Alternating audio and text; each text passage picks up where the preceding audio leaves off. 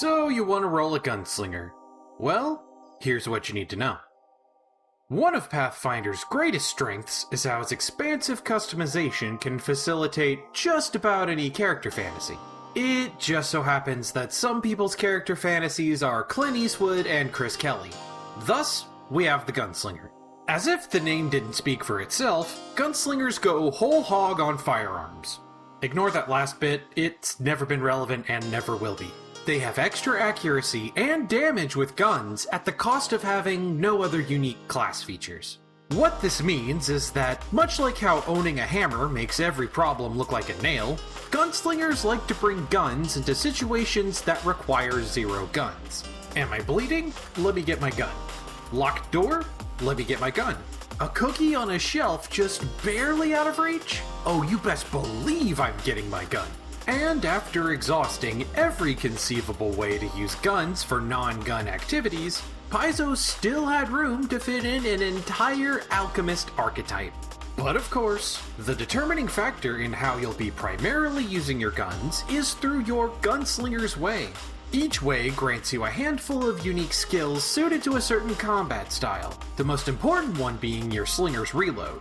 An action tax after every attack sucks Barney the dinosaur's fat purple cock, so being able to do something actually useful at the same time really helps. First up, we have the Way of the Pirate. I know it says Drifter, but be serious. A sword in one hand and a pistol in the other, that's pirate coded. You can swing and reload in a single action, draw both weapons and run up to the nearest enemy at the start of combat, ignore attack penalties when you miss, and ignore attack penalties for the entire round while also getting a bonus stride. From subclass specific feats, you can pick up a Double Strike Do-Si-Do, or cripple the enemy's ability to hit you with reactions. Also, while not technically exclusive to the Drifter, there are a few feats tailored to dual wielders, like this one that softens the drawbacks of dual wielding melee and ranged weapons, or this one that lets you hit 2 targets with one shot by cutting the bullet in half. While this subclass is a vibe, so much of its power budget is put into the whole not provoking reactions thing, so your mileage will vary greatly depending on how often your group comes across monsters with reactions to provoke. If you'd rather have a sharp tongue than a sharp blade, the Way of the Pistolero lets you distract or demoralize your enemies whenever you reload. It also comes with a permanent boost to initiative as well as an AoE demoralize at higher levels. Sadly, the Advanced Deed at level 9 is yet another entry in the category of abilities I only get to use if the GM rolls a 1. With its emphasis on deception and intimidation, the Pistolero is perfect for taking feats like these that let you distract your foes with cool gun tricks, or feats like this to demoralize with the universal language of boomstick. Also, a few of your class features require a one-handed gun, but they don't specify anything you have to do with your other hand. Y'all know what that means? No, not that, you sick fucking gooner. I'm talking about dual wielding. Reload without a free hand, shoot twice and combine the damage, shoot twice and knock the target prone, or shoot twice at the same time. Those sound way better than the feats expressly intended for the Pistolero, which should rename your subclass to the Way of the Pincushion. This next subclass is for the sweatiest no-lifes in every multiplayer shooter. The Way of the Sniper. Pick a tree 100 feet from the fight to hide behind so you can take cover and reload for one action.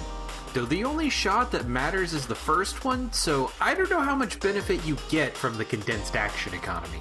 Until higher levels, that is.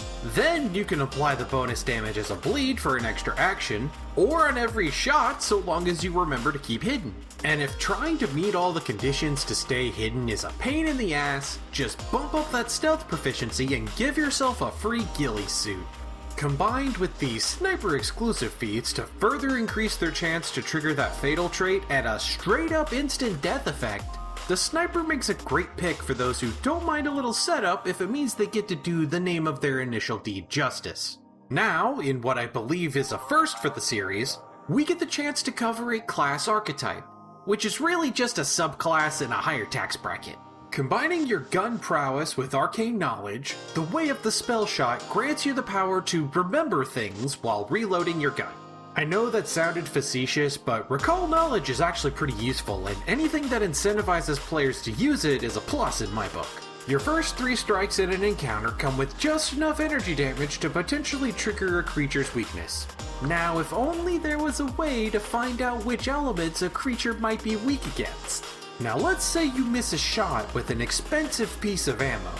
Well, starting at level 9, you can suck the bullet back into your gun and get a do-over.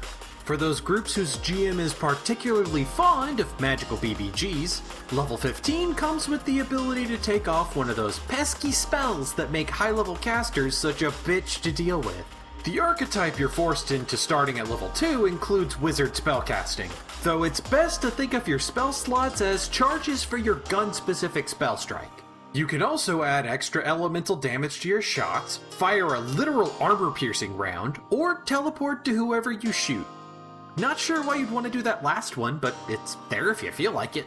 Rounding out the list is the Way of the Vanguard, which can best be described as pistol whipping but with a shotgun.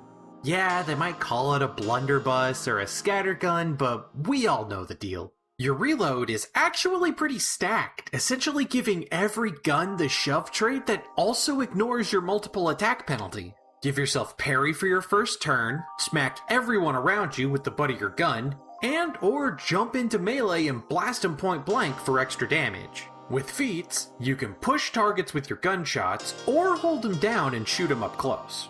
And if you happen to enjoy the initial deed, you can pick up another feat to make it permanent. Or buff it if you happen to be an elf. I can't tell you whether this is a good subclass or not. All I could say is that anyone who tries to play one at my table will be forced to make them a Nephilim so that I can make Angel with a Shotgun our combat music. You know, before I started working on this video, I was one of those people who didn't like the Gunslinger because guns clash with your standard medieval high fantasy vibe. But now that I've had a chance to look into the class and see everything it brings to the table, I've decided that I don't like the Gunslinger because guns are dog shit in this game. Not only do you gotta reload them between shots and keep them clean, but your average damage per turn takes a nosedive if you don't crit.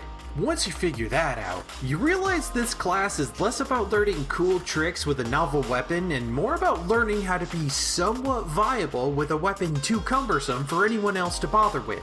Though I guess that's the only way to let them be in the system without having them overtake it.